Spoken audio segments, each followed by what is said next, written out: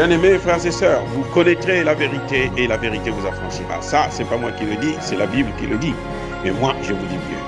Vous connaîtrez la vérité historique, notamment celle de vos ancêtres kémites, et vous aurez une vision globale de ce que c'est que la vraie souveraineté politique. J'ajoute, vous reviendrez à la spiritualité africaine ancestrale et vous comprendrez les enjeux de l'indépendance économique.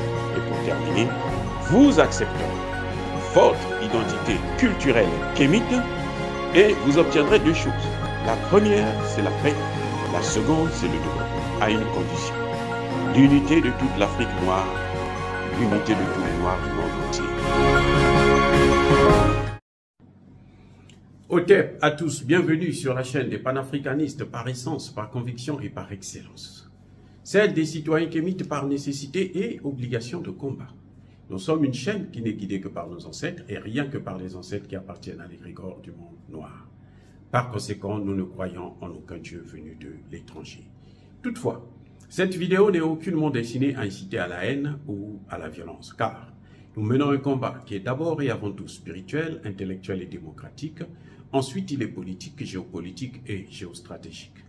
Contre l'impérialisme, le colonialisme, le néocolonialisme et l'endocoloniat, qui sont tous qualifiés de crimes contre l'humanité. Nous menons ce combat sur la base du principe fondamental que nous avons hérité de nos ancêtres kémites, qui est celui de la Mahat, c'est-à-dire solidarité, vérité et justice. Vous êtes donc en droit de connaître la vérité et nous avons l'obligation de vous dire la vérité, rien que la vérité, afin que justice soit rendue au continent africain. Et ça, c'est notre modeste contribution dans cette noble lutte en faveur de la souveraineté, la dignité, la solidarité et l'unité africaine. C'est exactement ça que nous appelons le panafricanisme. Bien-aimés frères et sœurs, la France a déclaré la guerre contre le Niger. La France a déjà déclaré la guerre contre le Niger. La France veut montrer ses muscles. Elle croit que c'est encore une puissance qui fait peur. C'est un tigre en papier. La France ne vaut rien sans l'Afrique. Et la France ne peut plus faire la guerre à l'Afrique. C'est fini. La France n'a jamais gagné une guerre. Pour que la France puisse se libérer des Allemands, il a fallu l'intervention des Africains. Les premiers à se rallier à De Gaulle pour faire la guerre contre l'Allemagne, ce sont des Africains. Et l'ingratitude de ces Français, et notamment de ce nain géopolitique qu'on appelle Emmanuel Macron, a dépassé les bornes. Mais il a déclaré la guerre contre le Niger, mais il a un problème grave. Vous savez quoi? C'est lequel? Ben, il ne sait pas par où commencer. Il ne sait pas comment s'y prendre. Et oui, il ne sait pas. Il ne peut pas intervenir, ou elle, pardon, Macron, je voulais dire, Macron ne peut pas intervenir depuis le Niger, le Nigeria plutôt. Parce qu'au Nigeria, là, les populations du Nigeria, ce sont des Nigériens. Ce sont les mêmes peuples qu'il y a au Nigeria et au Niger. Et si Tinubu ose le laisser rentrer ouvertement, pour venir faire la guerre au Niger, eh bien Tinubu lui-même menace son poste. Le Tchad a refusé. Comment nous avons su que la France a déclaré la guerre contre le Niger? Parce que la France a demandé dans une lettre écrite au gouvernement algérien, elle a demandé l'autorisation de survol de son territoire par les avions militaires français pour aller attaquer le Niger. Mais l'Algérie a dit, niet, nous n'allons pas trahir l'Afrique. Emmanuel Macron, tu comprends ça maintenant? Mets ça dans ta petite cabosse. Bon, comme il n'est pas très intelligent, il ne faut pas s'attendre à ce qu'il puisse comprendre. Mais on va le lui faire comprendre d'une autre manière, par la manière forte. Eh oui, la France est déjà en guerre contre le Niger. C'est la France qui a utilisé des minables mercenaires qu'on appelle des soldats ivoiriens, sénégalais, béninois, nigérians, ghanéens pour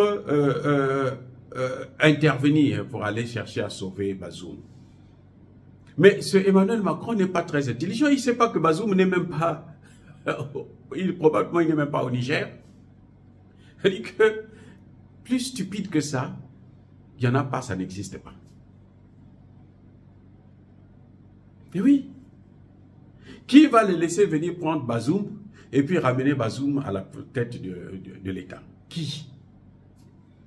Mais ce peuple-là va laisser, mais même Tchani aujourd'hui ne peut plus reculer. Même si Tchani a la volonté de céder, il ne peut pas. Parce qu'il a un peuple qui le tient par les couilles. S'il bouge, le peuple va régler ses comptes. Je dis, hein, je répète, même le général Tchani ne peut pas reculer, ne peut pas libérer Bazoum. C'est le général Tchani qui l'a arrêté. Hein. Lui-même, il ne peut plus libérer Bazoum. Si on veut libérer Bazoum, là, il faut passer par les cadavres de l'ensemble de la population nigérienne. Il faut passer par les cadavres de l'ensemble de la population, de la jeunesse africaine. Et la France a misé gros et elle a perdu gros. Parce que les conséquences de cette aventure d'Emmanuel Macron sont gravissimes sur l'ensemble du territoire africain. Personne ne pourra encore faire confiance à Emmanuel Macron et à la France. Aucun, ou plutôt aucune autorité française ne peut avoir encore une certaine crédibilité en Afrique. C'est fini ça. Ils peuvent avoir une crédibilité auprès de Alassane Ouattara, mais pas auprès des Ivoiriens. Ils peuvent avoir une crédibilité auprès de Patrice Talon, mais Patrice Talon, ce n'est pas le Bénin. Patrice Talon n'est qu'un individu parmi tant de Béninois. Ils peuvent avoir une crédibilité auprès de Nana Akufo-Addo. On s'en fiche éperdument. Ça ne veut rien dire. Bref, la France est coincée. Parce que là, elle est allée tellement loin qu'elle a tout perdu au Niger. Même l'uranium, là, elle ne va plus l'exploiter. On va interdire aux entreprises françaises d'exploiter l'uranium du Niger. Ça va de soi. Ça va de soi. Les Américains, s'ils ne se conforment pas à notre volonté africaine, ils n'auront même pas pour un an. Ils vont partir. C'est clair et c'est net. Dire cela, c'est inciter à la haine ou à la violence. Non, il y a la colère. Emmanuel Macron, je vous ai déjà dit que c'est l'un des plus idiots des chefs d'État français. On a connu des chefs d'État français criminels, mais ils étaient des criminels intelligents. Emmanuel Macron, c'est un criminel idiot, bête, vaurien, nul. Et voilà comment il est en train de gâcher l'avenir de la France en Afrique. Oh, bien-aimés frères et sœurs, encore une fois, soyez bénis, abondamment bénis par le Dieu des Kémites et par nos ancêtres angéliques. Mais que tous ceux qui persécutent le continent africain le pillent et le déstabilisent, qu'ils soient noirs, blancs, chinois, arabes, indiens, qui qu'ils soient maudits, punis, foudroyés, neutralisés, effacés, écrasés par ce Dieu des Kémites et par nos ancêtres angélisés. Vive l'Afrique éternelle, j'ai dit et j'assume.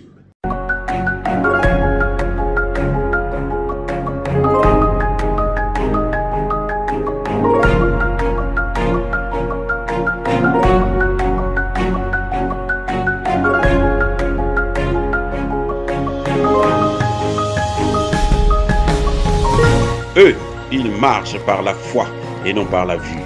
Mais moi, je vous conseille vivement de marcher par la connaissance scientifique et historique, notamment celle de nos ancêtres kémites, par les 5 sens et par l'intelligence. À vous, à Pierre.